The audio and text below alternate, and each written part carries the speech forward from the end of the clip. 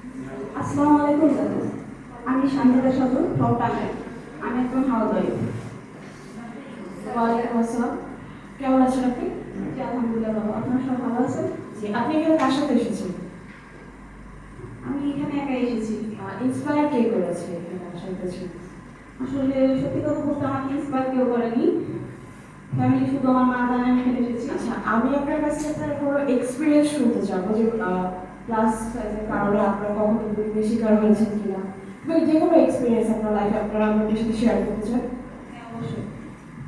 আসলে class size হওয়ার কারণে আমি অনেক বুলিংয়ের শিকার হয়েছি রাস্তাঘাটে। যেমন আমি গ্রামে থাকি, গ্রামে আমি যখন মানে মাস্টার্স করার জন্য ঢাকায় আসতাম, তখন বাসে যদি উঠতাম দেখা যেত অনেক মানুষ অনেকভাবে মানে সিটে বসতে গেলেও বলছে যে আপনার সাথেও বসা যাবে না, মানে আপনি একটু করে বসেন, মানে সাইড হয়ে বসেন।